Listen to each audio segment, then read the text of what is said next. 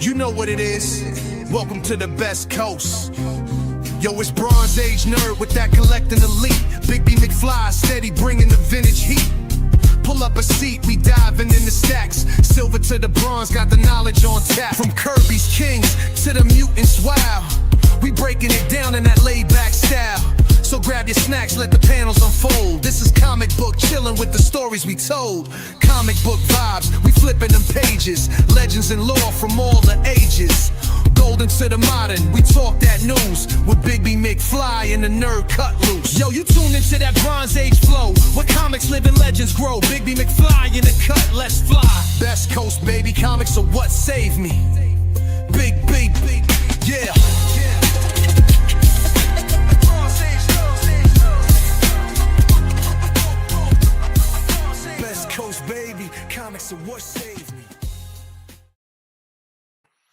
Hey, what's up, everybody? Welcome to Best Coast Comics. I'm Christopher, aka the Bronze Age Nerd, and I'm joined, as always, by the undisputed world champion. Go give it up for the champion of the world there. No, actually, there was these ads that were running on the radio in my car all the time. They were like, now that's a real man. And it's like competing for the BMF championship. And I was like, BMF. The BMF belt. And I was like, I wanted to like cut that audio and be like, have me like walking into the house. And it's like, now that's a real man competing for the BMF belt. And I'm looking down like, well, they do hold my pants. It does hold my pants up. The Big B McFly belt. What is the BMF though? Like in the bad mother. But for what, like, is it for a like sport or something? Match thing, some like ultimate fighting thing or something. Okay, nice. Yeah, nice. Well, hey, we are here with an awesome show. Okay, I think Jay is back there educating. Shut your mouth. Once again, I'm Mr. Luddite when it comes to wrestling.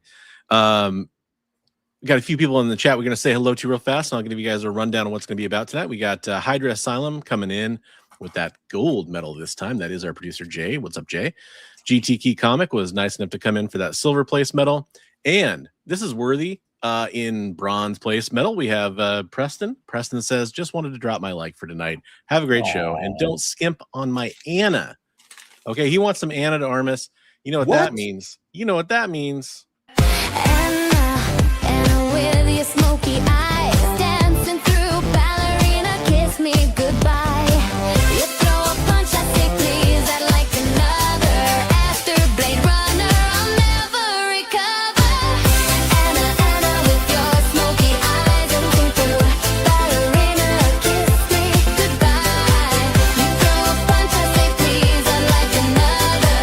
After Blade Runner, I'll never recover.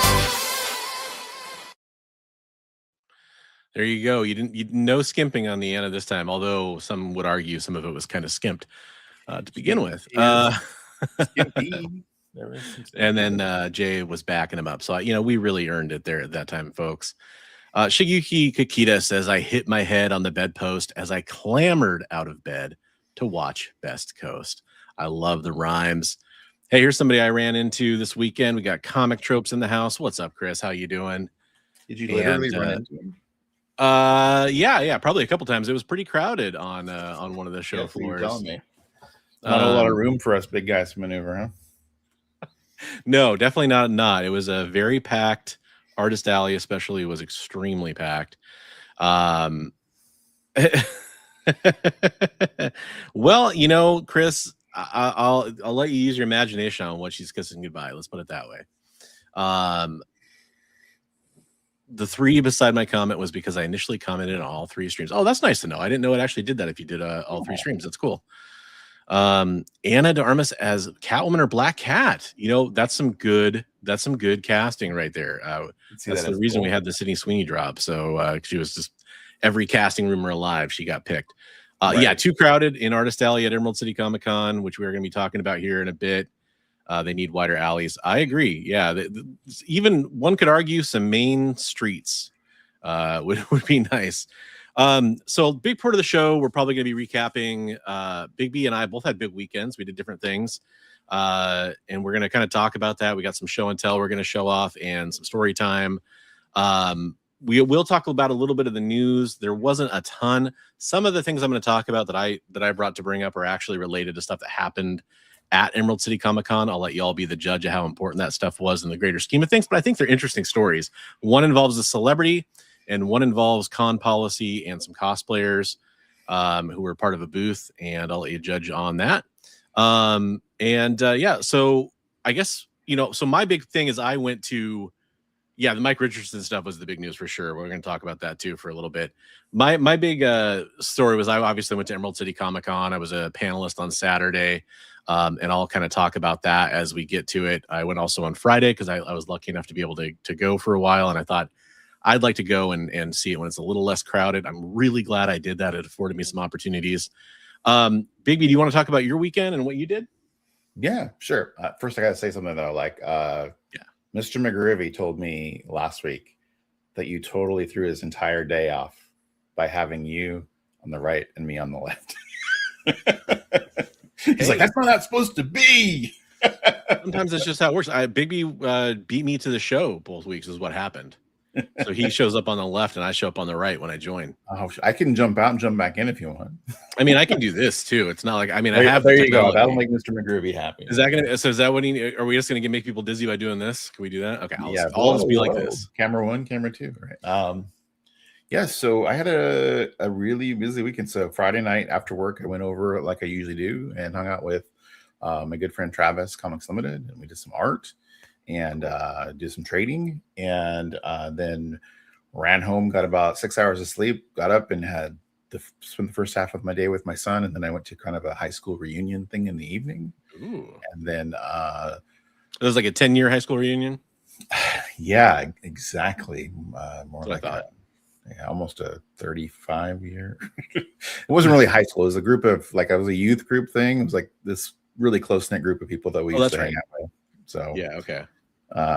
But it was really, really fun. And then got up early and drove to just past Olympia a little ways, and had a lunch with Aaron Psychotronic Squirt Gun and Bobby Otaku Tour Guide, and did some trading, and suggested we go hit up Half Price Books outlet, which is it's 50 cents a book for comics. Yeah, flat.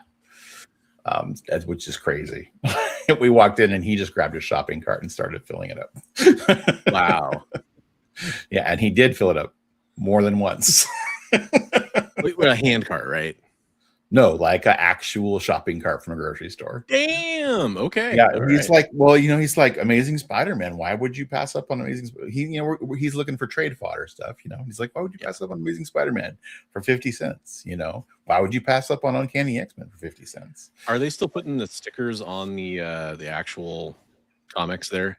So that happens when a book has been at one of the regular locations for too long. They put the sticker on it. Gotcha. But so it depended if it was a book that had been brought in to go to the outlet store, but people were bringing in books directly to the outlet store while we were there. And actually, Aaron had cleaned out an entire bin, and so we helped them. Like we moved some stuff so they could get more books out. And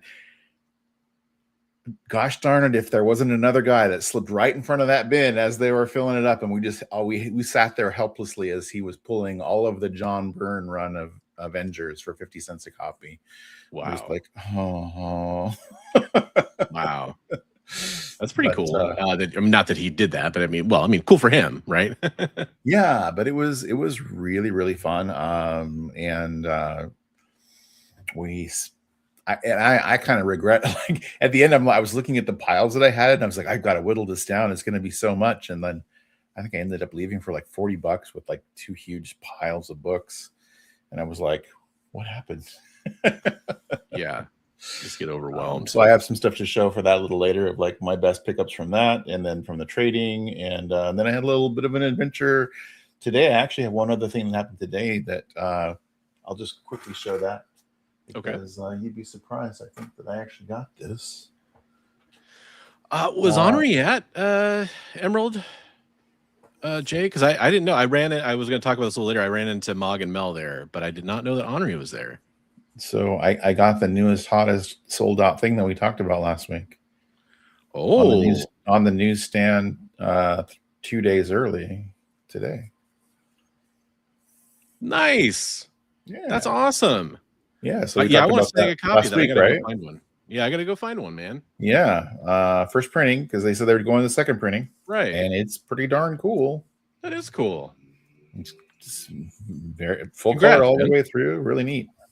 Nice. Yeah, I'm super interested to see what you think when you get a chance to read the whole thing or whatever. And in the articles, I skimmed some of the articles just to begin with, and I was like, really cool. And like, it looks like they have a lot of like behind the scenes art for things like Absolute Batman. They've got some like there's a character design page there. Right on.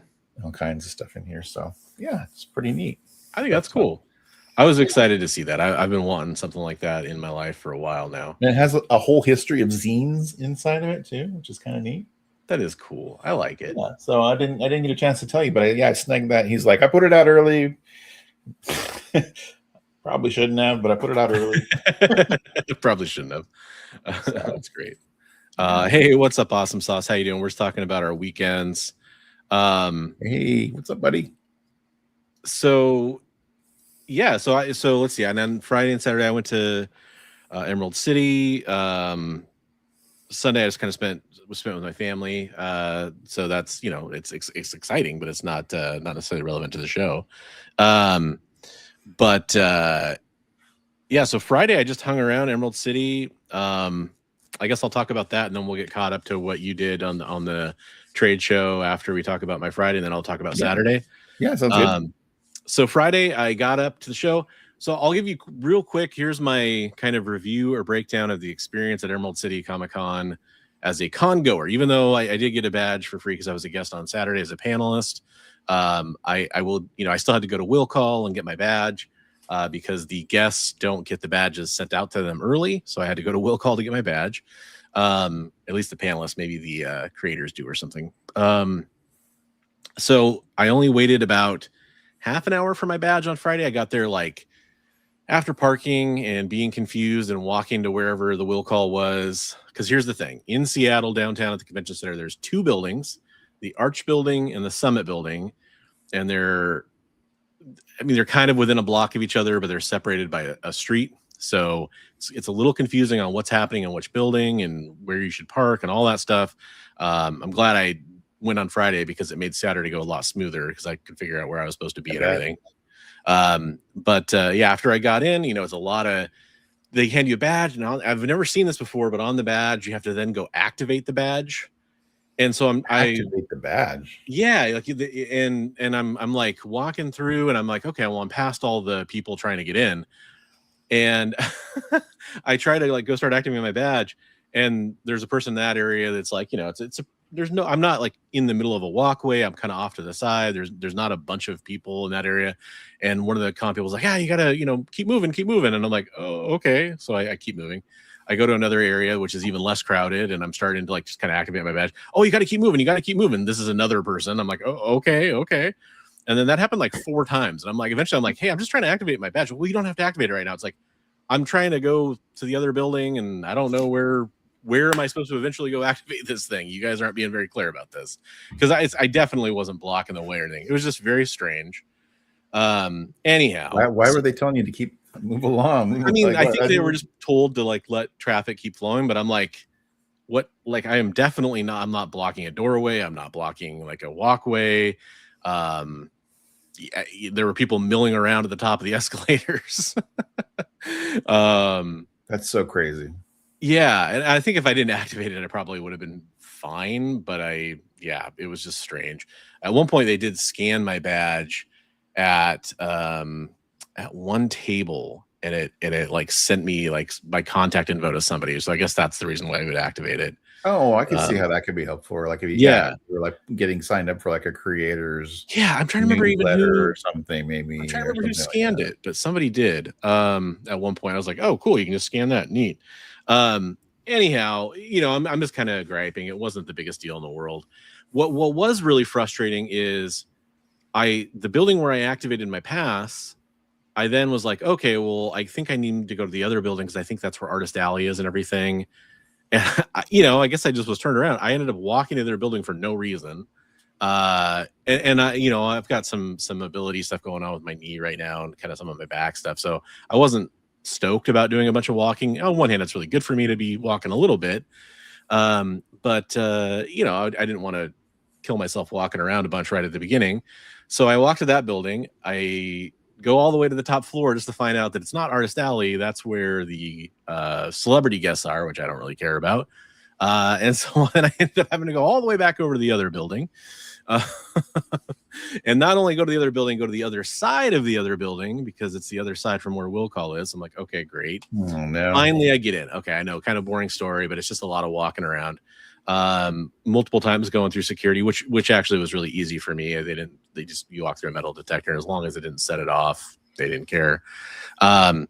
Anyhow, the good news is once I got there, I had a lot of really good opportunities to meet some creators in a lot less of a line than I would have if I had gone on Saturday. I'll just kind of go in chronological. Have been pretty cool. Yeah. I'll kind of go in chronological order here of who I really met. So I went and saw, and I'll show off stuff as I talk about it. The first thing I did is I actually was trying to find where Artist Alley was exactly. I was kind of in the right room, but it's where the few publishers were too. So I went up to Boom because they were there, and I got this is an Emerald City Comic-Con exclusive blank they had, so it's green. Oh, very cool. And that is the 10th printing, I guess, of number 1. Nice. Which is kind of cool. And I didn't get an artist there to do it because I didn't really necessarily want a commission for what I would want from anybody there. Maybe I'll have somebody later, but I have it now, so I can always do that. And then I thought this was really neat. I'm a big fan of the artist Flops. And they had a Flops corner box mystery bag there. And so the Flops stuff, I'll actually show you because I haven't opened that yet. But they had stickers. So this is kind of like what we're talking about. It's these that's Flops right there doing Something is Killing the Children. And then there was Berserker. Cool. So some pretty neat stuff. So that's kind of what that is. So I was like, okay, I'll get those things. Flops is an artist, though. Yeah, Flops is an artist. Does that? This is Flops art, so that style, kind of almost like a vintage pulp kind of a style. Yeah. Just really, clarifying. Yeah, really like his style. And then let's see. So I met. Hi, Zach.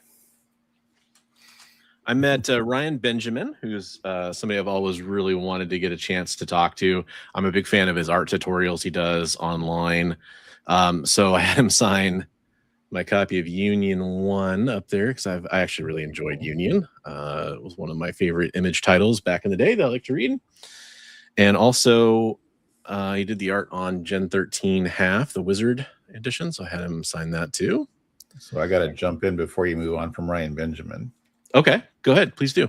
He's going to be joining us for our Sunday art stream pretty soon. Oh, nice. Right on.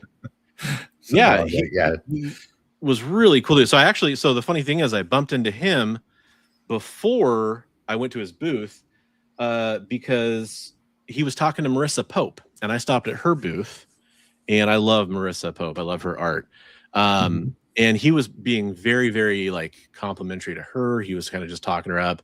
And it was funny because he was actually she was sharing a booth with Ali Garza, and he was telling her, because Ali wasn't there at the moment, he was telling her that he likes her art a lot more than Ali's, who is a much more famous artist than she is. I think it's fair to say.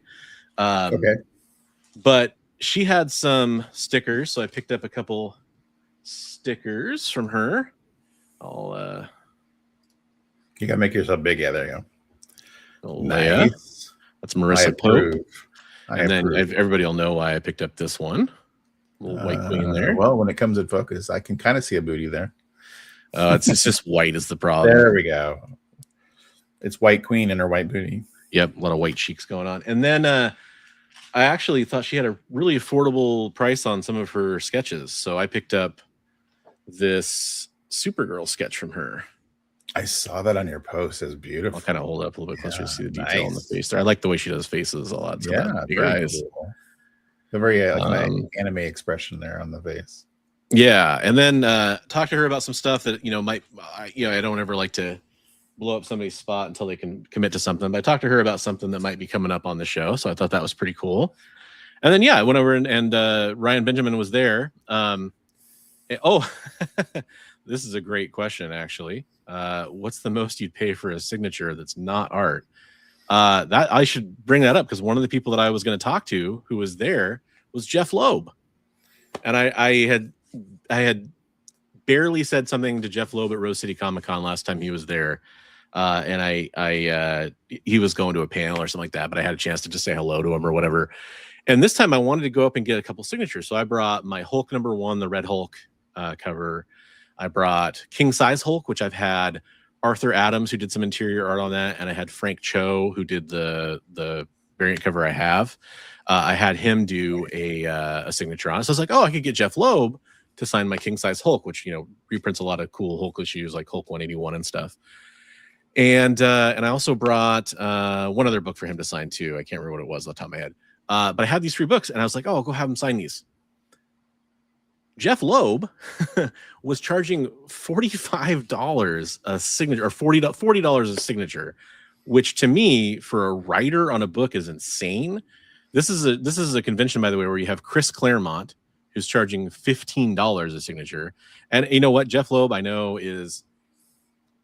I think his old stuff is great writing. I think that he's obviously gone on and done some stuff in Hollywood, of course, too. And I think that he's somebody it's fun to see at a convention. I think any writer charging $40, and I'm not talking about CGC witness books. I'm not talking about certain books he asked for more. Those were more on top of this, if I'm not mistaken. I just saw the raw signature $40, and I was like, nope, I'm out. That's insane. That's just not going to happen to me. I'm going to agree with Metal Elf here. Absolutely no way. And so 15 is about the most I would pay, I think, for a signature from somebody that's not a celebrity, not a actor, actress, somebody famous, something like that, photo op, those kinds of things, right? Anyhow, I wouldn't like a Hall of Famer kind of person, like a Stan Lee or something like that. He was still around. And I'm trying to think of who would even be like what Barry Windsor Smith is still around, right? Like he's somebody who I'd probably put in a pretty high caliber. Yeah, Barry Windsor Smith. I don't know if I'd pay maybe Jim Steranko. Steranko charges I think Steranko, I want to say, charges like 20 or 30 a signature. I want to say, maybe I'm mistaken about that. Right. Might depend on the show too. And I think that those guys, you're getting a 20 or 30. I think you're starting to get pretty up there. I mean, a lot of times you have more than one book you want to get signed in. They're charging $40. That's a lot. It's a lot, man. Anyway, all that to get to the point I was going to say where I did run into Ryan Benjamin before I went to his table. And then I walked over and talked to Ryan at his table with the books because he was trying to get back to his table because he was getting a phone call, and I was trying to buy some art from Marissa. It worked out. By the way, Marissa, I should say on this art, originally she hadn't filled in the Supergirl logo on the chest, so she did that for me at the table while we were talking about some other stuff. It was just kind of the blank shield. She was awesome. We had a fun story. We talked about cheesecake art and that kind of stuff, and we talked about possibly doing something later on. Oh, that's right. He signed. If you bought one of his prints, it was free. And if you bought a comic from him, it was free. But I think his just regular signature fee was a little expensive. Big Apple, he was saying that Steranko was $50. It looks like Awesome Sauce was saying.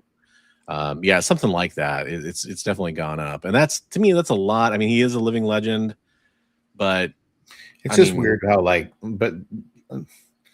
at SummerCon, I want to say Thanos guy. Jim Starlin. Might drawing a blank on his name. Jim Starlin. He wasn't charging that much. No, Adam Hughes is another huge name. He was charging like $10 a signature, I think, at Rose City, for example. And I actually, Gail Simone, who I'll talk about a little bit later, had a post about this on her Facebook page that I really thought, that's great, man. So you got it for free, right? That's what you're saying. Yeah, right. Although he charged twice as much if it was an unhappy ending. Gail Simone had a great, because Gail Simone doesn't charge to sign. And she had this great post where she's talking about how she shared a table or was next to a table with Neil Adams, and how he had told her, hey, you got to start charging for your signatures. And she said, I just don't want to. And she kind of had this conversation. And it was, props to somebody like Gail Simone, who obviously is a huge name in her own right. But she was talking about how, hey, as much as I love and respect Neil, it's hard to disagree with him. In this case, I have to. I think that if somebody's coming up and they just want, book sign, and she'll sign as many books as people bring her.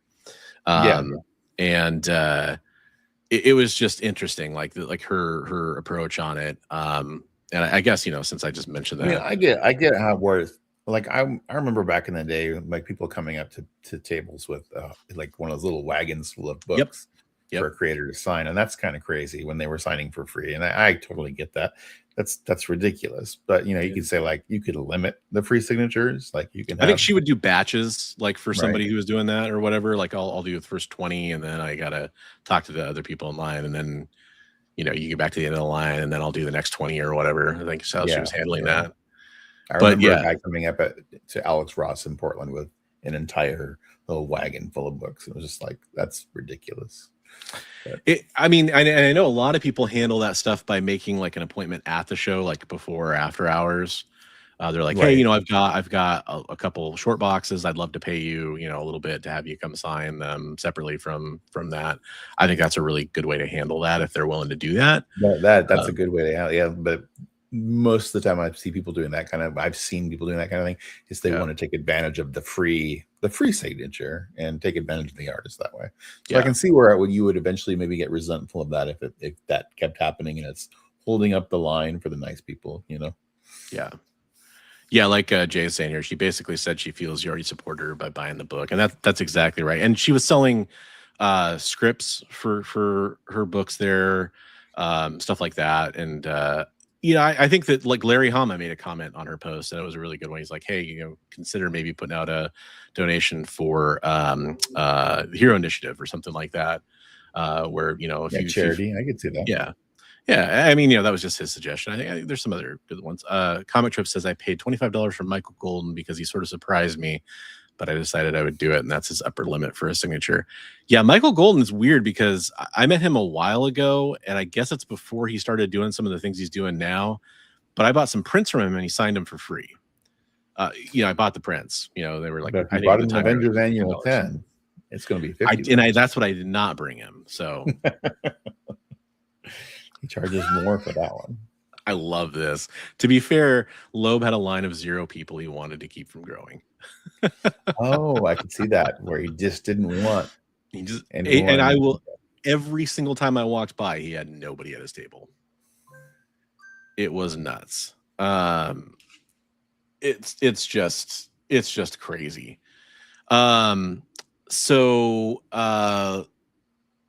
I guess, there's one other person I met on Friday I should mention real fast.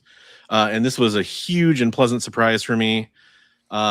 Big fan of Empowered and his work on like Gen 13 and Gen 13 Bootleg. Adam Warren, I'm a huge fan of his. I had no idea he was going to be at the show. He wasn't listed in the normal guest section, or at least I never saw him there. And I just walked across this table and just effusively was, so appreciative that he was there. And I asked, if he was doing sketches or commissions. He said, no, not really at the show, but I do have these. And he handed over a pile of page roughs of Empowered that he had. So for $20 each, I got these original Adam Warren sketches. I know some of the stuff's on the top is kind of light, but I had to get a kind of a booty one. If you know Empowered comic at all, you have to see that. And he's got his signature up there. And then there's kind of some panel roughs he was doing for Imp right there.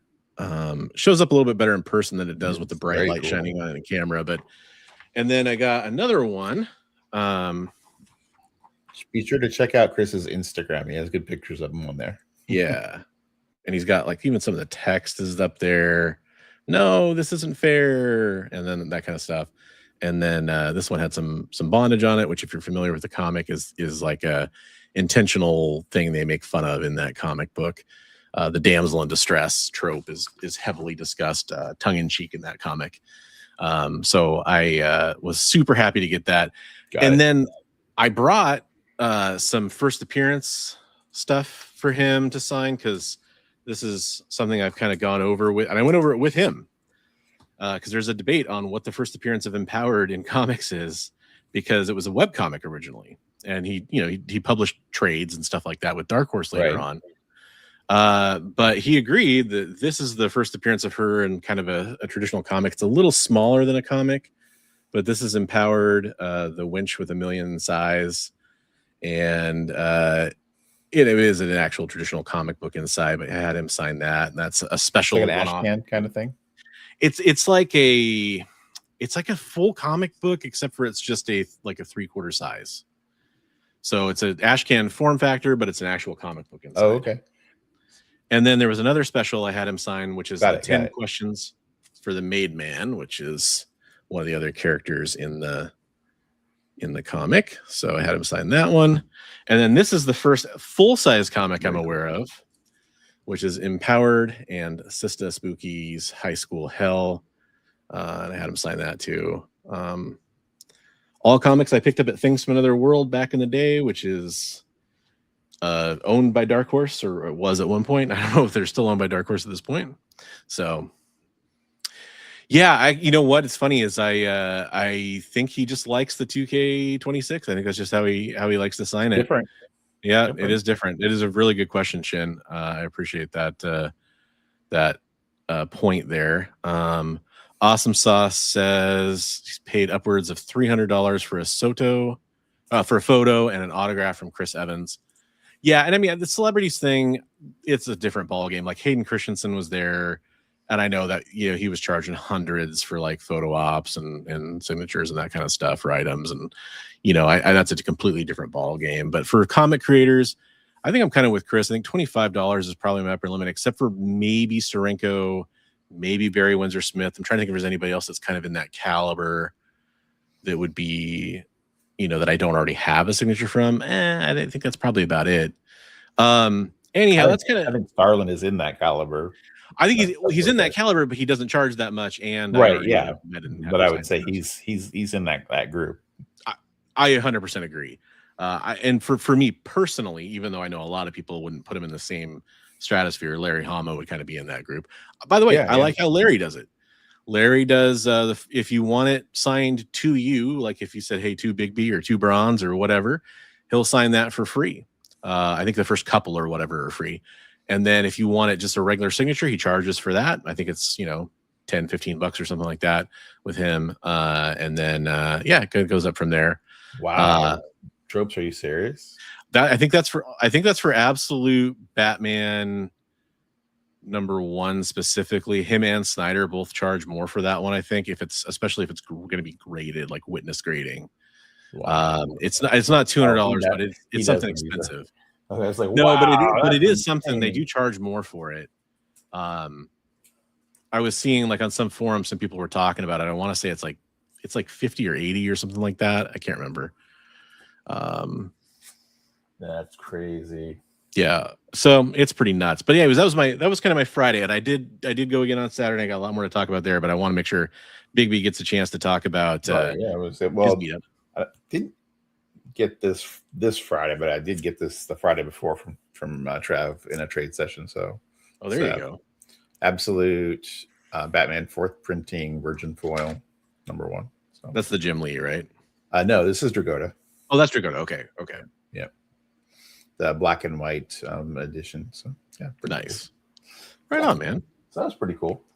Yeah, so I don't really have a bunch to show from trading with Trav or anything. Yeah. I didn't want to be able to one talking nonstop for a while. I don't know if you want to fast forward to your comic swap experience. Or did we mention, or did that? No, that happened on Thursday. So Thursday, I went to that store where we were talking about unfortunate experiences, and I happened to find they had in their bargain bin a run of Haunt by McFarlane. And I noticed 2 of the books were signed. And I was like, sweet. So I took them up to the register and with a bunch of other stuff and was buying them. And then the guy ran across the first signed book and he's like, well, that's not for sale, and especially not to you. I was like, it was in your bargain bin. So yeah, well, that was interesting. We just add that on the unfortunate experiences thing. So, you know, not to change the topic here, but Awesome Sauce does bring up a good point about Frank Miller kind of being in that strata as well. I think he's pretty damn close in there if he's not in there already. Yeah, he's up there. Yeah. Big B, why do you keep going back? Because I keep finding stupid things for stupid prices. So yeah, and he missed the second autograph, and it turned out they were Greg Capullo autographs. So you know, those are good ones. Those are good ones. Did it have some Greg Capullo muscle sweat on it too? Probably, yeah, just dripping with sweat. Had to wring it out. No, but yeah. So that was just but I got a whole giant stack of Haunt for less than cover price. I mean, that's awesome. A pretty good book. Yeah. So yeah, very low print run, and it's McFarlane, and it's part of the Spawn universe. So and Kirkman too, right? What's that? Wasn't Kirkman like a? Kirkman was writing it. Yeah, I've got the books right here, a stack of them. I can show a couple of them. I gotta be honest. I guess that's the one book of his I never really read besides Battle Pope. I never read most of that. I just read like the first issue. He missed drawing Spider-Man, so he made a image Spider-Man. That's kind of, there's more of what that character looks like. He's got these weird ectoplasm web things because he's kind of a ghost. I remember the ads were everywhere, so I saw a lot of the like. Yeah, so I got all the way down to like issue 6, and then I went way through the run. Here's another one where he's kind of doing the Spider-Man thing. Yeah, for sure. And yeah, so McFarlane did a ton of the covers, and then Capullo, and it's like I said, I keep finding dumb things for dumb prices, so I can't not go back. It's part of the price I have to pay. The owner is going to kill you one day. He sounds terrifying, says Trumps. It's going to kill me one. Yeah, people will go in the back issue bin, and back issue in my head will be on the wall. But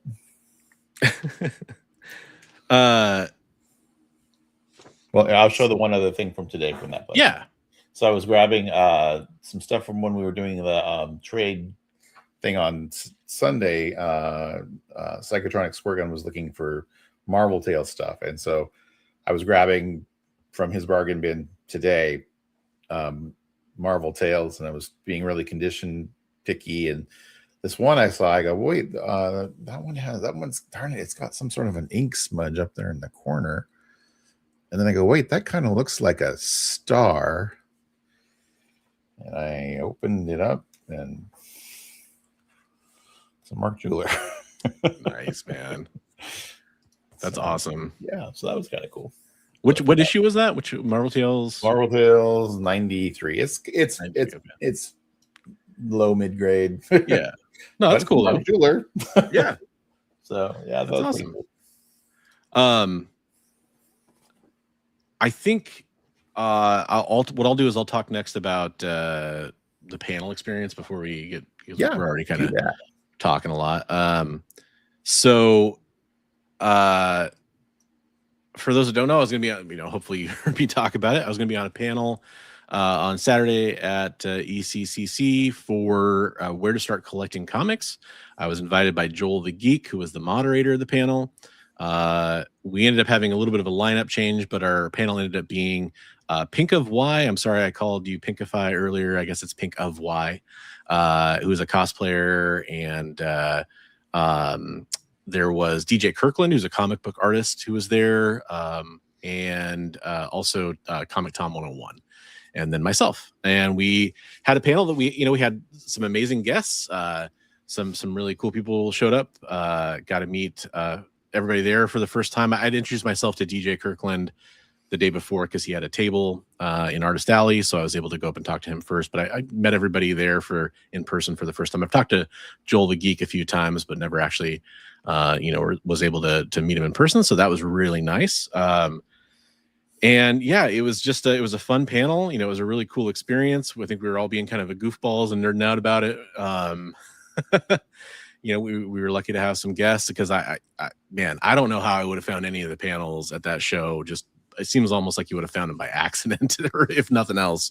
But we were way up on like the top floor, next to top floor of one of the buildings in a meeting room that isn't obviously labeled unless you're specifically seeking it out. So really thankful for anybody that showed up to that. They didn't allow photography or videotaping of the panels themselves. I don't think anybody did when I was looking out at the crowd, but I would have loved to have seen how it went. Apparently you can collect whatever comics interest you. Yeah, I think that was a big part of our theme. We did what we could with the topic. I think there was a lot of fun subtopics that we could have really got onto tangents about.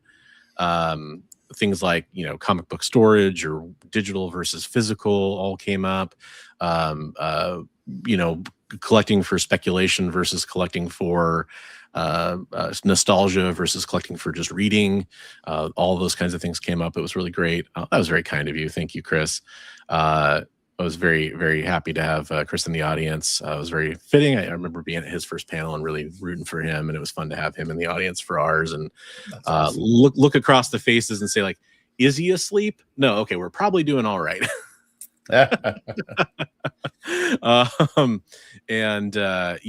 was just a lot of fun, and we went over on time, which isn't too surprising. We have people like myself and Joel and Comic Tom. I don't mind throwing us under the bus. We all talk a lot, and we all went over on time. And I didn't even realize I wasn't the moderator. I wasn't paying attention to time, but I had to kind of nudge the moderator and point to the back of the room because one of the people came up and they had a sign that said "Time's up." And I know we were supposed to do like Q&A with the audience the last few minutes and stuff. We just never even got to it. But I think we pretty much covered the topic and maybe even beat it to death a little bit. But it was a real treat to be on that side of things as a guest, to be asked to be a guest. That was really fun. And I think in a second here, I can probably pull up a picture here of what that experience was like. But I think it's something that a lot of people don't have the opportunity to say that they were a guest at a Comic-Con. And so I definitely felt pretty privileged for that. Would you rather host a panel or participate now that you've done both? I think the best I could hope for would be to kind of do a combination where it's almost like a round table with the guests. If that makes any sense. I think that's a really fun combination to like be part of the conversation, have it be less formal than than some of these other things are sometimes. Hang on, I'm trying to share this picture here because somebody was nice enough to send one along. And now it's loading. Loading.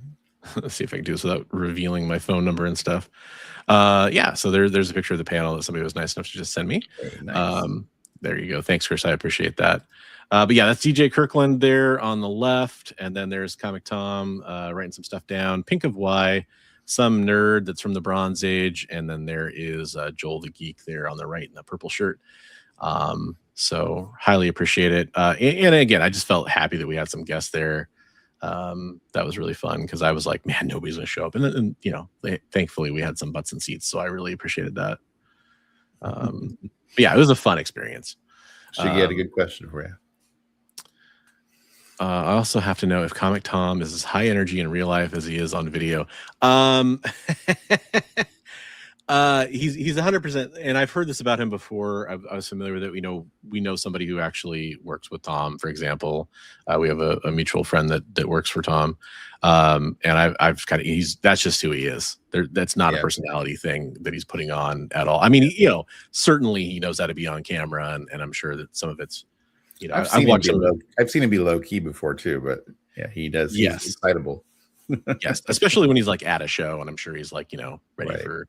I had a super interesting original interaction with him that is just for me and him, and it was really funny, and I'm sure it's going to come up again if I ever see him in real life. But I will say he was collecting some comics there, and he was buying some comics, and he was buying a bunch of ASM, and he was showing it off. He's like got, first Madam Web, and he's got, first Hobgoblin and stuff like that. And he was talking about stuff he was buying down on the show floor, and he was all excited about it. And you can tell he's just a comic collector nerd, just like we are, Right on. So that was really fun. Just shout out to all my panel mates and everybody who came. It was a lot of fun.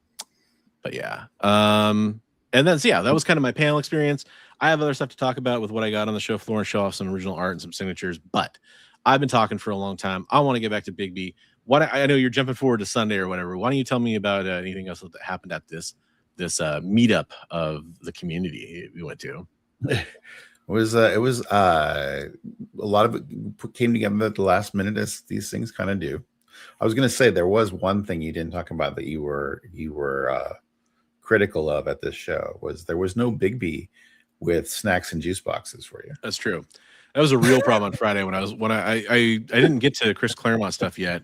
I'm jumping around, typical ADHD fashion, but I waited in line for like an hour and a half to meet Chris Claremont before I left the show on Friday, because I was like, it's just going to be insane on Saturday. If I may as well, because I went to go to get in his line because it looked really short, and I found out it was because he was going to a break. I came back at the end of his break, and there was a sign that kind of extended his break time. Like he must have texted, like, I'm going to be an extra 15 minutes or 20 minutes or something. So they wrote down a new time on his thing. And so I was like, well, okay. And I went and met a couple other people. And then I came back and I'm like, there's a line, but it's only 30, 40 people, something like that. I'm like, I know he takes a lot of time with each person. It's a long line to stand in, but I knew it was going to be even longer on Saturday. And I knew I was going to have stuff going on where I may not want to wait in line for hours.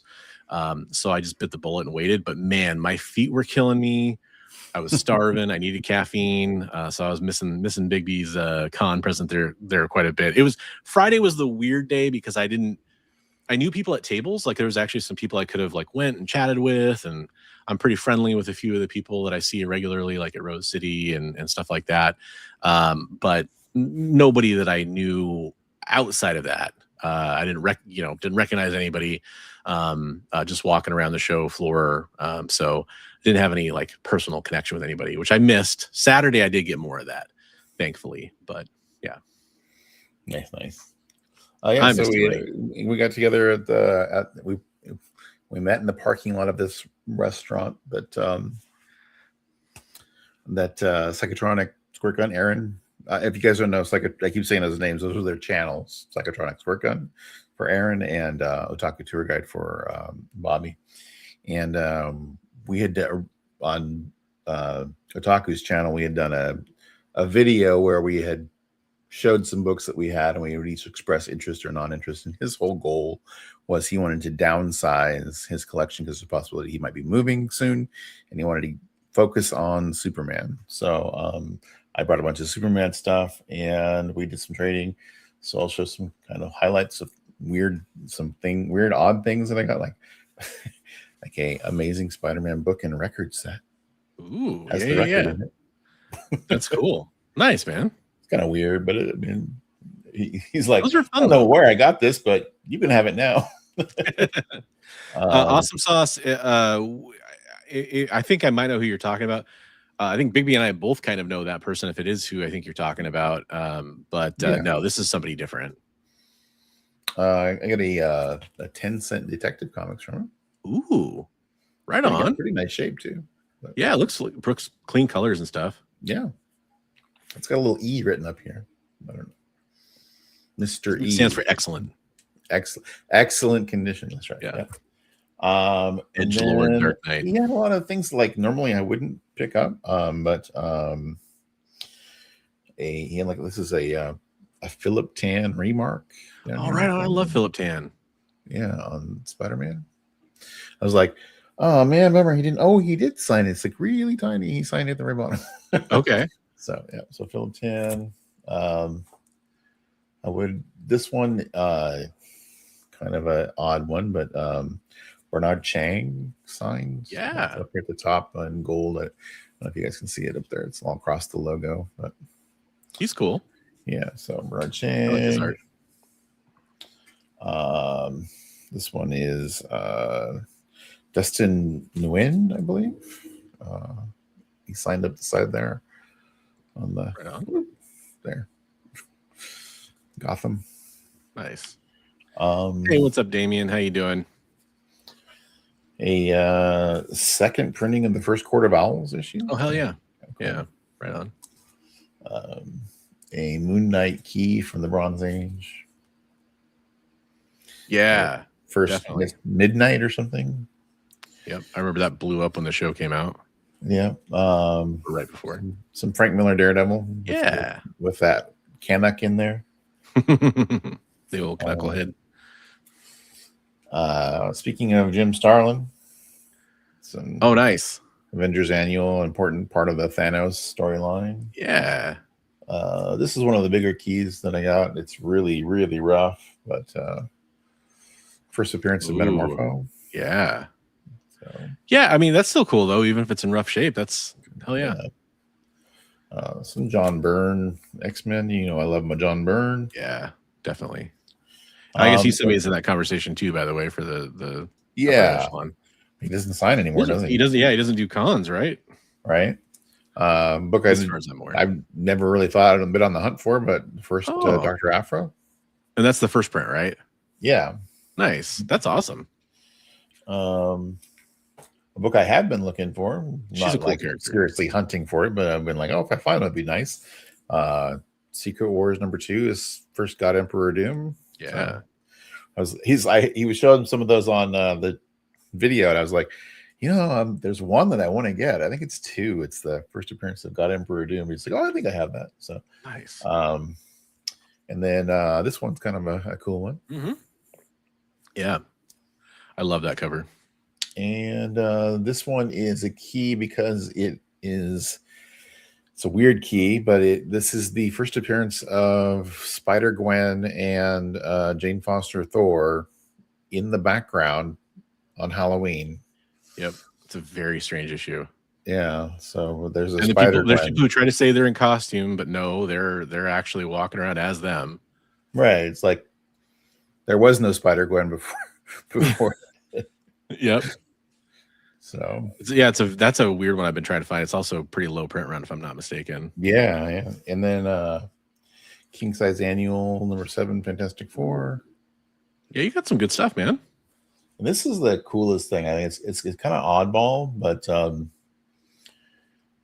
do you know who Richard Corbin is? I'm sure a lot of people in the chat know who Corbin is. So this is a book called Bloodstar. It's a big hardcover book, but it is considered to be the very first. I want to be really careful with it, but the very first graphic novel. Oh, that's cool. And it's from 1976. It's hand numbered inside, limited to 5,000 from 1976. Wow. It's worth a fair bit of money. And so somebody has gone to the trouble of putting the Mylar that they put on them and the dust jacket protector. The dust jacket protectors. It was really. He was in the chat with us. He's like, asked Psychotronic if he knew who Corbin was, and I was like, that's like a Hall of Fame, underground artist. Like, I'm like, yes, I know who Richard Corbin is, and he's like, well, I guess Bigby wants it. The art is by Richard Corbin, and it is written it's art by Richard Corbin, and the story is Robert E. Howard. Wow. Oh, okay. Yeah. Even better. Yeah. So it's illustrated by Corbin and written by Howard. Damn. That's really, I hadn't heard of that book before. That's really cool. Yeah, neither had I. He was like, hey, do you know what Bloodstar is? And I was like, no. And he's like, do you know who Richard Corbin is? And I was like, yeah. And so I typed it in and I'm like, oh, that's a serious book. Hey, Travis, thanks for joining the show. What's up?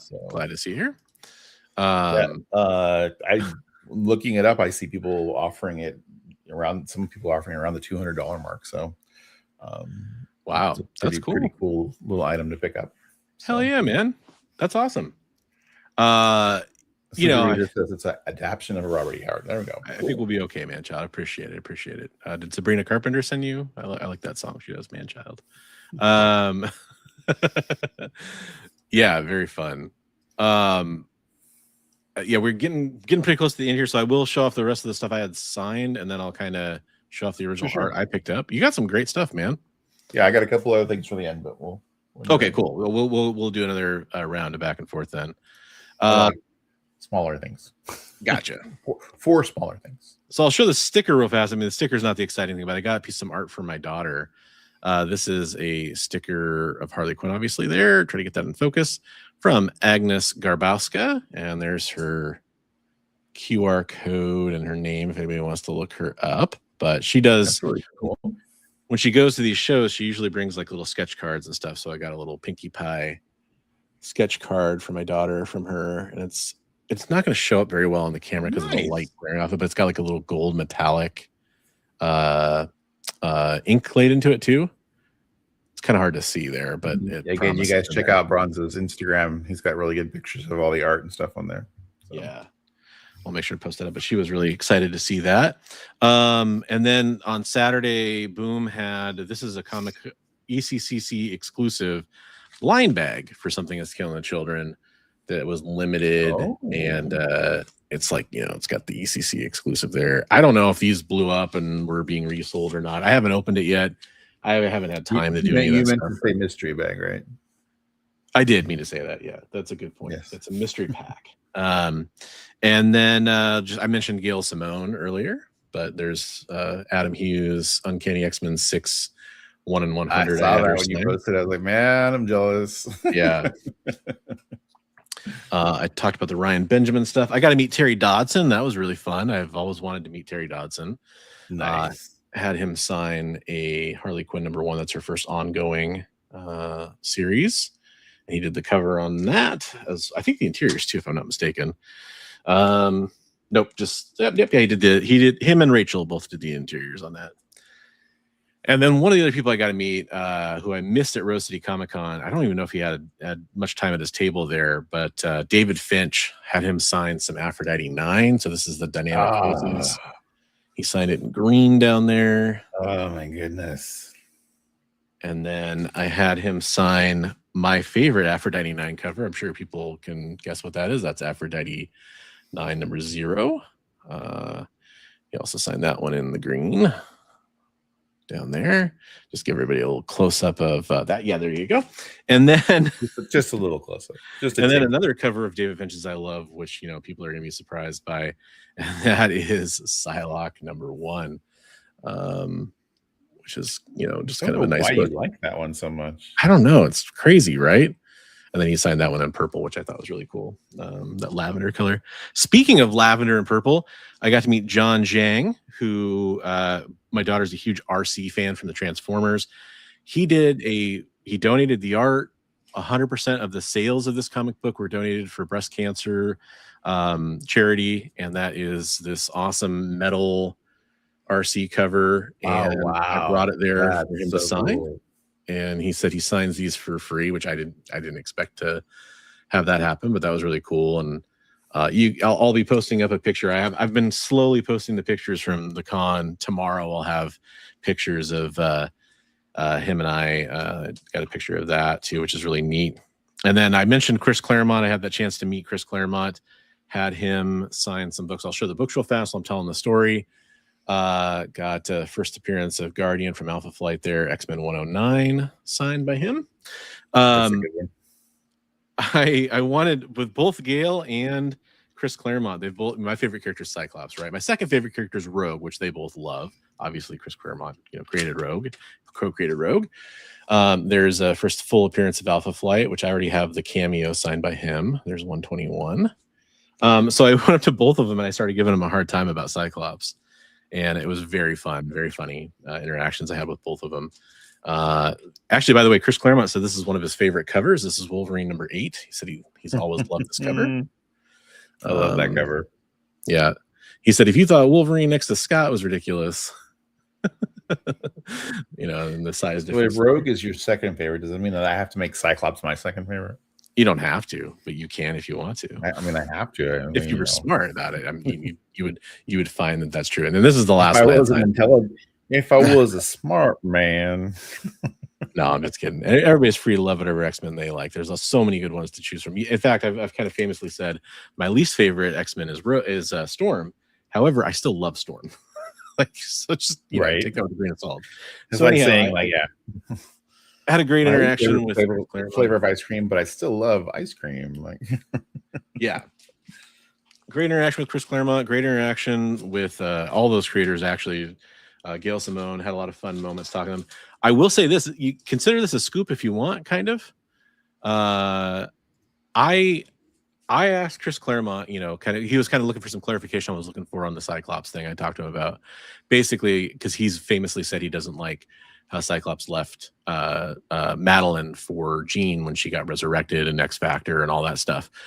It's all out there. You can go read interviews where he's talked about it. And I said, have you forgiven Cyclops? And he said, it's not my place to forgive him. I don't write him anymore. That was fair enough. And I said, okay, but just if you were to write Cyclops, is there anything you would change, or how would you? He's like, well, I'd have to kind of think about that if I was paid to be doing it. And they said, well, actually, and he's like, no.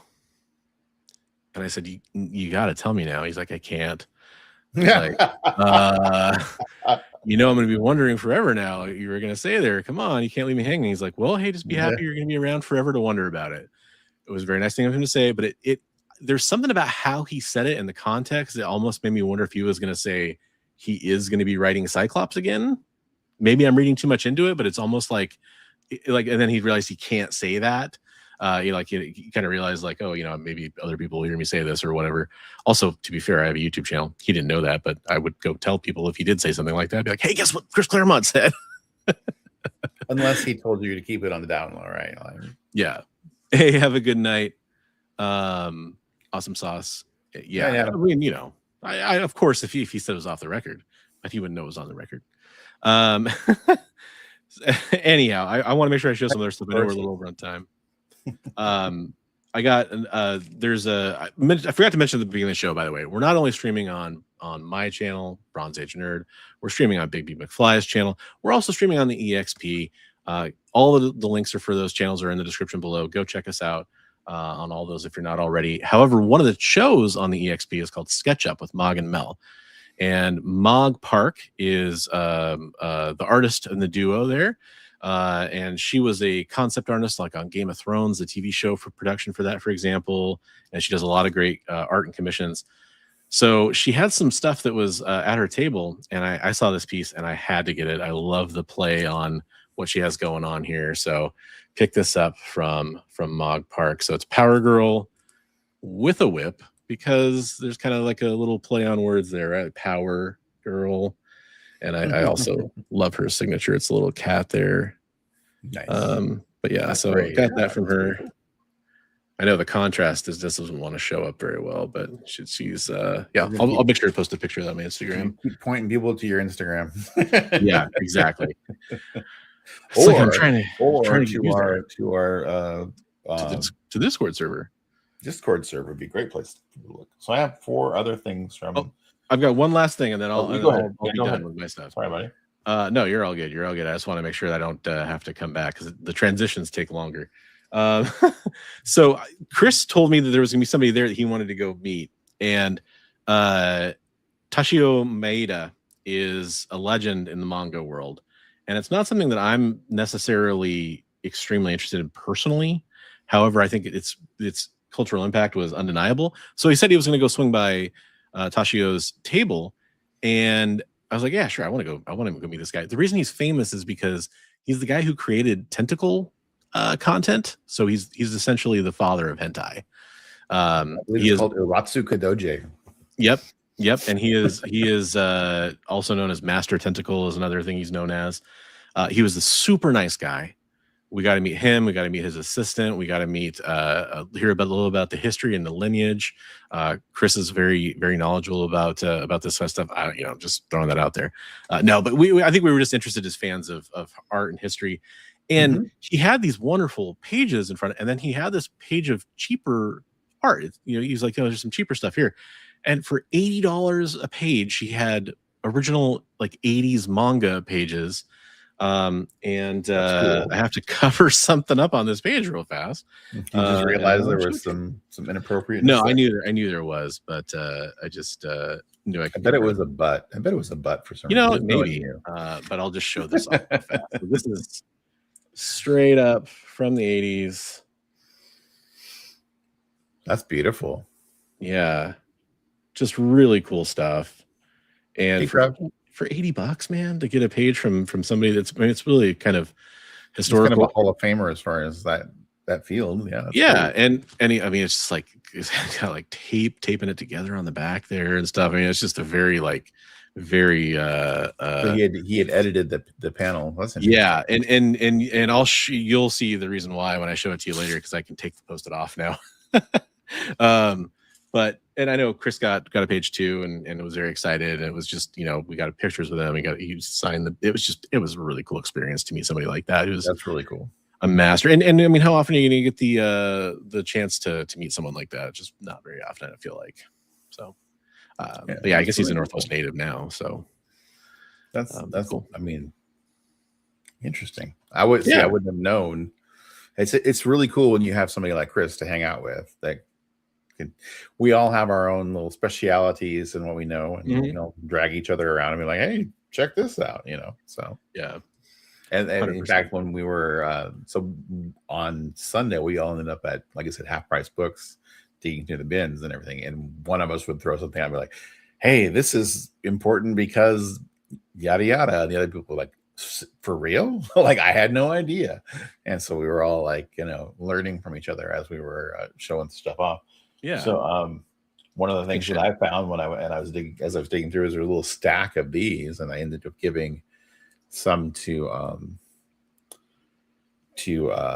Aaron, Psychotronics Quirkin. But these are they're a little smaller than normal comics, and they are given out on military bases.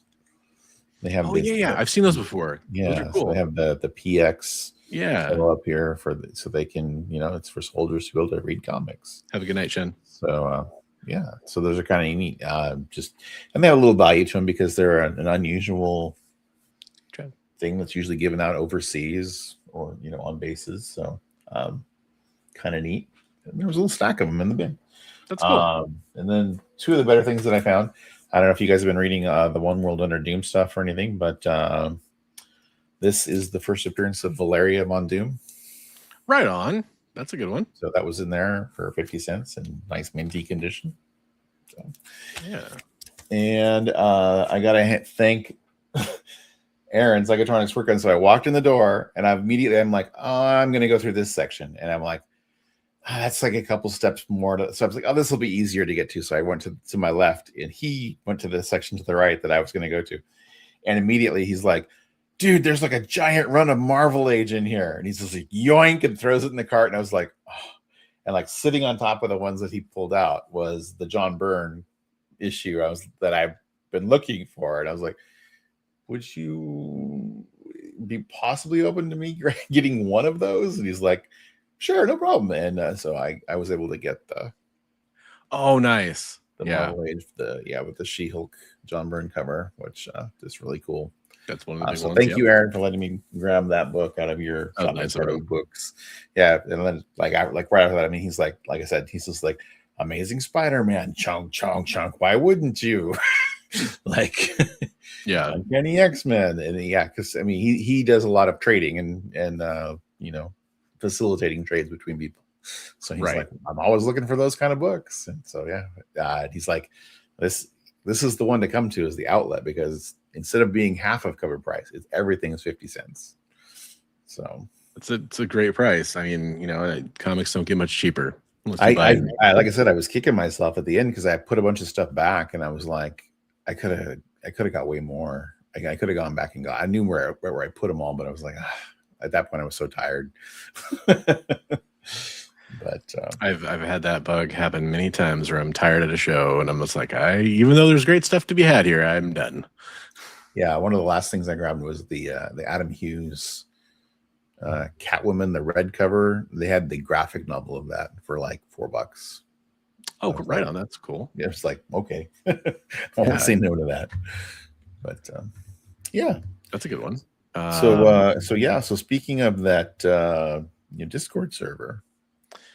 Well, you know what? There's a couple of things we got to talk about real fast because do we need to change into our suits? We never even made it into these suits.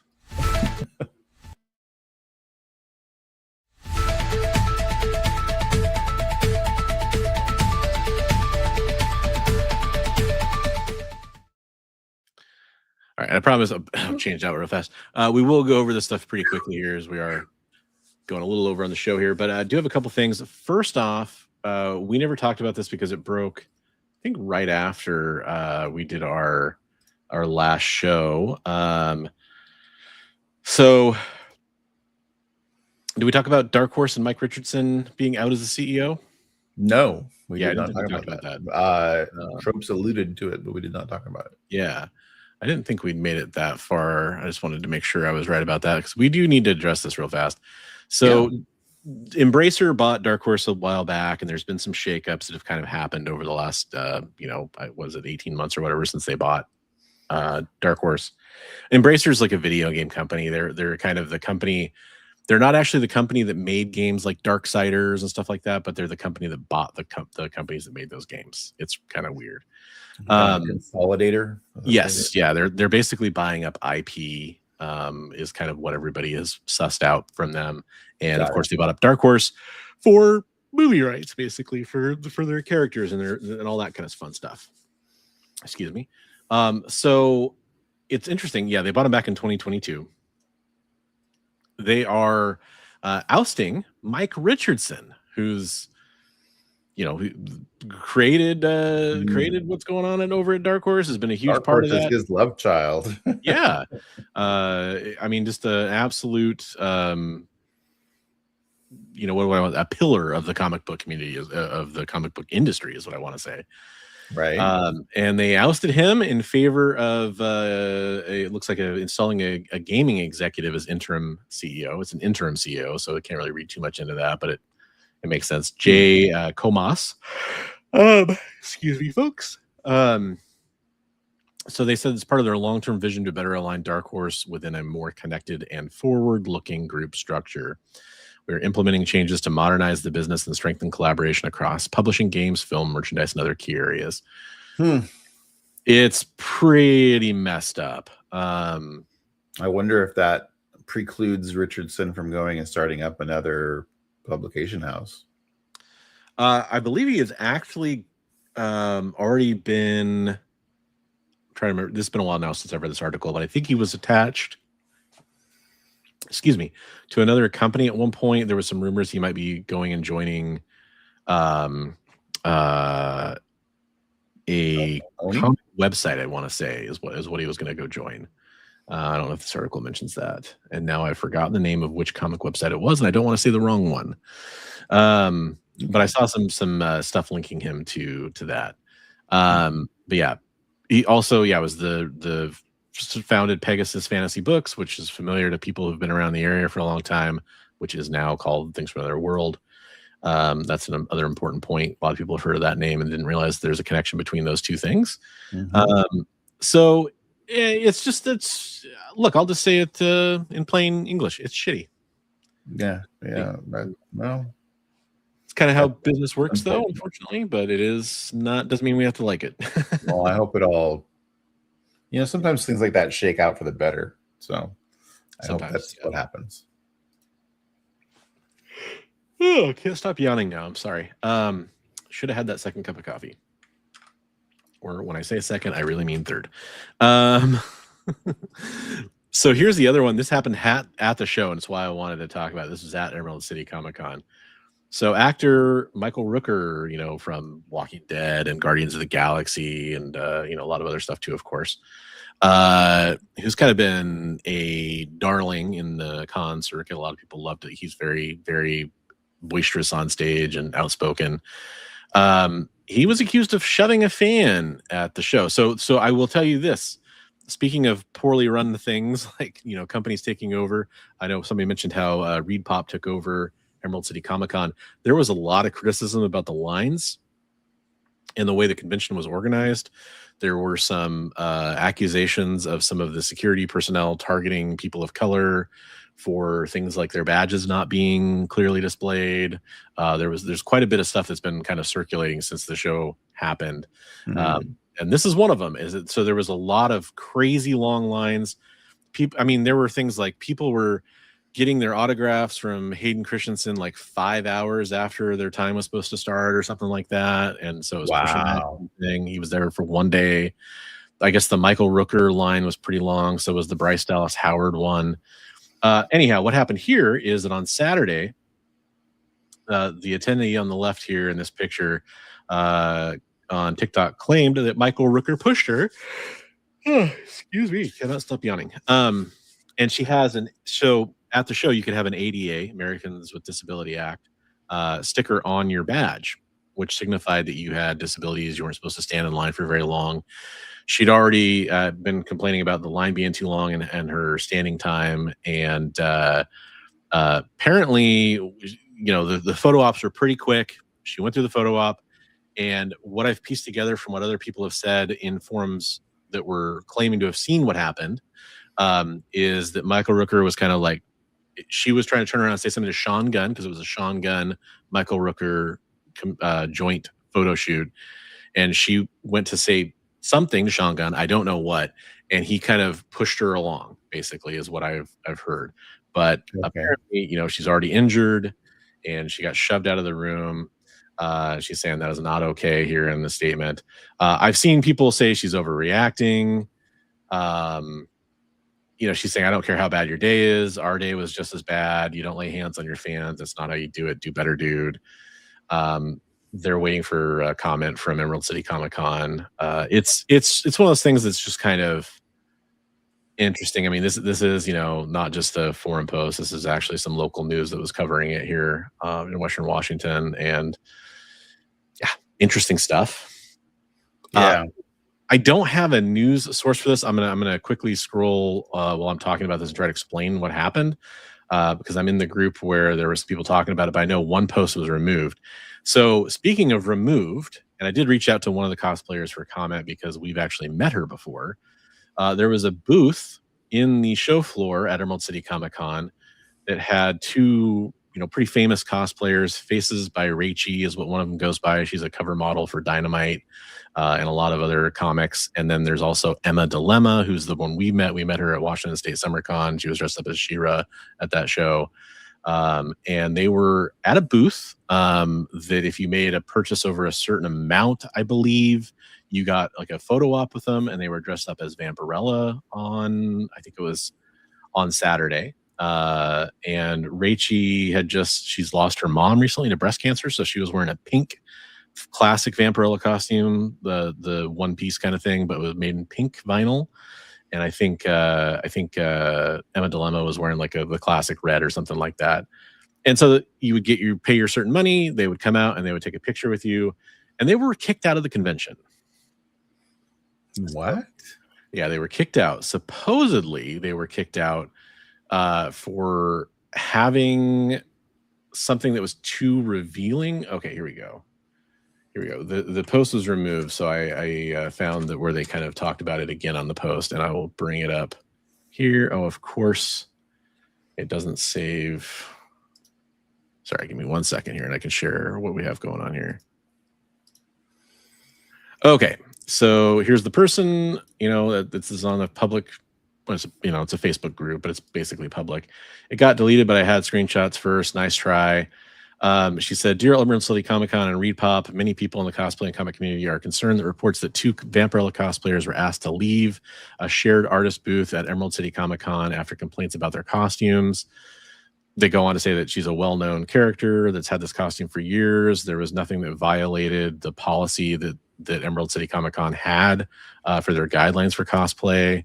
The skimpy outfits are allowed as cosplay, essentially. Is kind of what they go on to say. And this post was removed from this group, but this is part of a fan group, which apparently it got removed because this person says some posts get flagged as spam and are hidden until an admin can look at it. The only post I've deleted was one with name calling. And so this person's reply now is standing. But I'm going to scroll down here because I think there's a picture that somebody posted of the cosplay. And I know both cosplayers talked about it briefly on their social media. I reached out to one of them for comment, didn't get a reply in time for the show. Here's the cosplay in question, for those that are wondering. Which, you know, I mean, the person on the left is a person that got their photo op taken with Rachie there on the right. Right. You know, it's kind of what it is, right? It's I'd say that's pretty standard. Yep. Yeah. You know, love it, hate it, whatever. But there were a couple comments from people saying that she adjusted her costume at a couple points, and they thought that maybe that was a little revealing. I don't know. It's kind of a weird thing. I think that it kind of threads that line between. I think that if you're going to allow cosplay, you have to be universally allowing it. If you're saying that there's no restrictions, and maybe there were some, you know, revealing costumes at Emerald City Comic Con, let's put it that way. And if those people weren't asked to leave, then they shouldn't be asked to leave either. The one thing I did see that was kind of interesting is I know that there was supposedly, I don't know this for sure, a ban on booth bunnies is kind of a term that's been used for that before in the past. And if that's the case, I could see them being removed for that reason, because if they were sponsored, attractive women that were there for the purpose of promoting the booth, that's kind of a booth bunny. So then again, you know, Rachie's been on, I think, hundreds of comic book covers at this point for cosplay covers from like Vampirella Comics and stuff like that, Red Sonja, all kinds of stuff.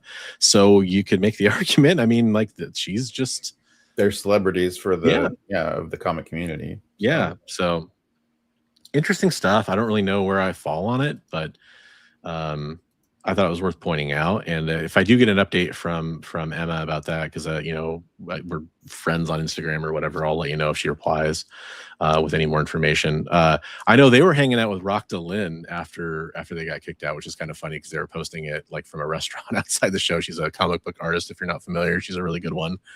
Rock DeLynn, I don't actually pronounce it, but she was really nice. I said hi to her by the show, by the way. Yeah. Oh, I guess I should also mention there's other people I ran into that I should probably point out. James Foster, Nerdy Musings, got a chance to meet him. That was really, really amazing. Really nice guy. I was happy I got a chance to bump into him. A few fans. Small fella, huh? Pretty small guy. Yeah, he's a very, very imposing figure. He would do great in some cosplay. Let's put it that way. Yeah, he could play Hercules or something. Yeah, yeah. Huge. Or the Hulk, or, you know, whatever. Yes.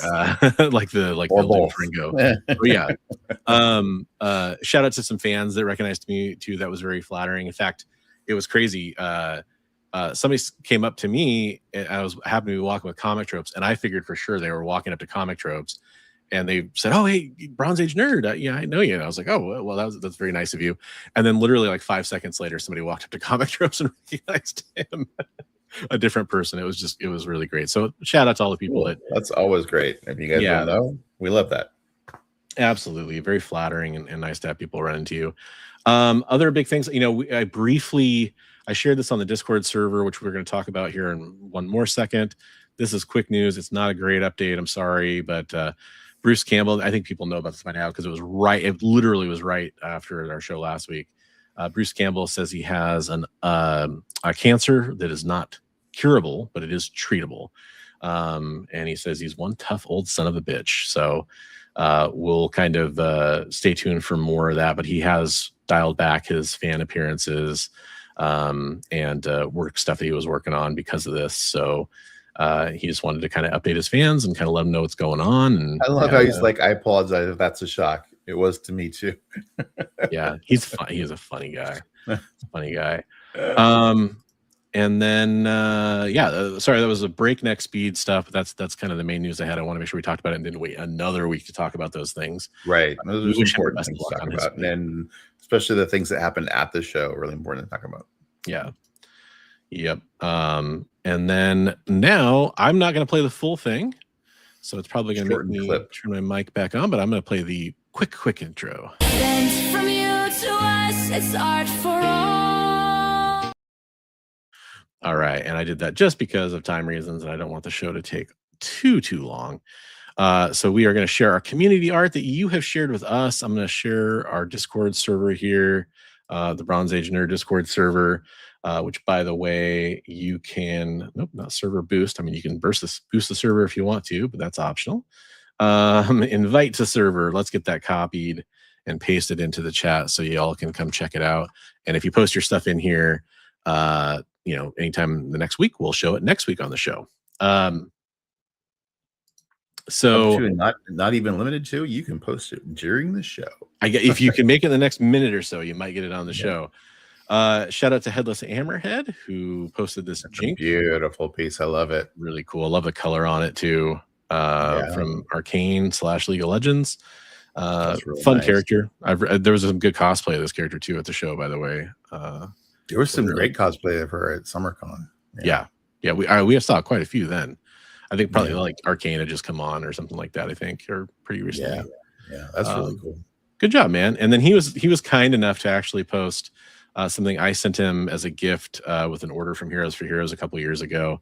He said he hadn't shared it before, but his favorite characters, he likes Namor and Black Bolt, I think, are his two favorite characters. That's really good, Chris. And so I did this piece for him on a comic backing board and sent it along with his order. That's awesome, man. There was a batch of orders where I did this for everybody. I had the question like, "Who's your favorite comic character?" And whatever they put in there, I tried to do a sketch for them. So I thought that was posted. I thought that was Hammerhead. I didn't read the context. I thought that was Hammerhead's art. That's really good, Chris. Yeah, it was my old attempt at some Kirby Crackles there on the top too. Yeah, thank you. I appreciate that.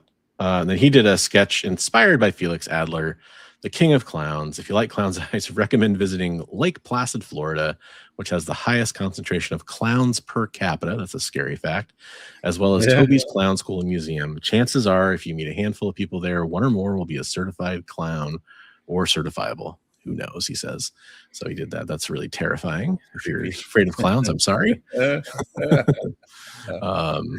Love it, though. Good job. And then looks like we got some Stevie D here doing a Magneto. That's cool. Got the evil eyes on the Magneto. I like that. Yeah. Nice job, Stevie D. And then Trav came in and posted some art, it looks like. What do we got here? Oh, hey, nice Batman sketch, man, with Bane. I like that Bane a lot. Very cool. Subtle hint here: commissions are open. Please message me. I appreciate the self promotion there. That's great. Yeah, I love this Iron Man he did. Yeah, really good. Yeah, love the colors. Yeah, and then love the colors on that one too, man. That was beautiful. Yeah, and then that's cool. I haven't seen him do that style. Just a portrait picture he's doing for. That's nice. For his art class, showing people kind of what he wanted to have them do. So very cool. I like that a lot. Got another Stevie D, Pinky in the Brain here. Oh man, nice job, Steve. Nice job, man. I like it a lot. Good job, buddy. Beautiful. Oh, and then this amazing artist I know named Big Me McFly was posting some art too. That's he's an upcoming artist, man. You should definitely go check him out. I believe commissions are open for him as well. You might want to hit him up. He does have commissions open. I love the perspective on this, man. Oh, thanks. Yeah, that came up. My favorite part is the gun.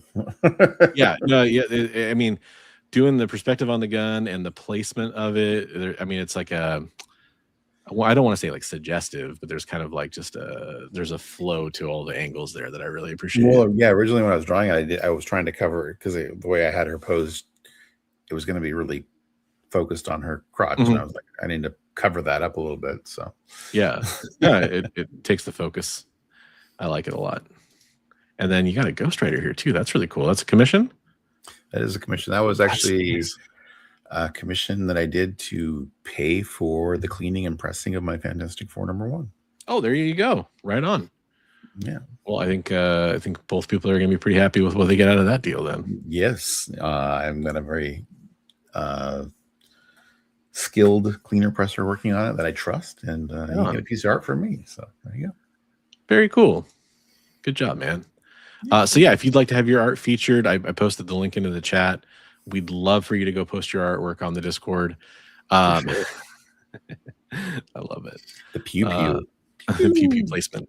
Yeah, so sorry, that was a lot of stuff to try to jam into an hour show. So much so that it actually turned into an hour and a half long show.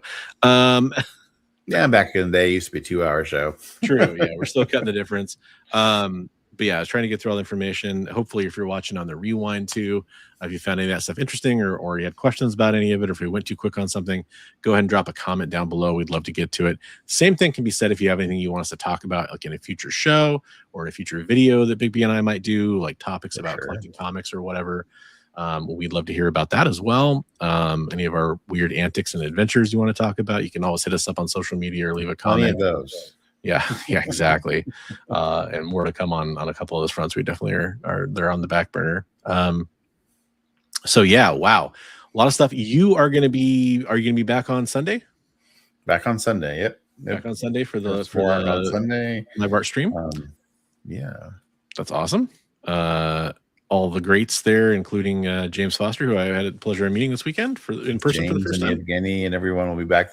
We didn't do one this last Sunday because everybody had, for some reason or another, just what everybody had something going on. So hey, it kind of lined up. Yeah. Thanks, Shiguguki. We appreciate that very much. Thank you, sir.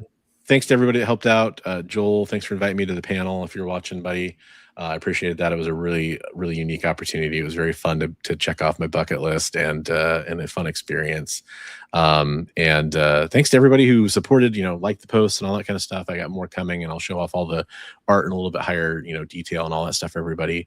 Short of that, we're going to be back next week with another show, another bit of news. Hopefully not so much stuff to pack in there, but you never know. I don't know. The world could go crazy. It's not too surprising these days if it does, I guess.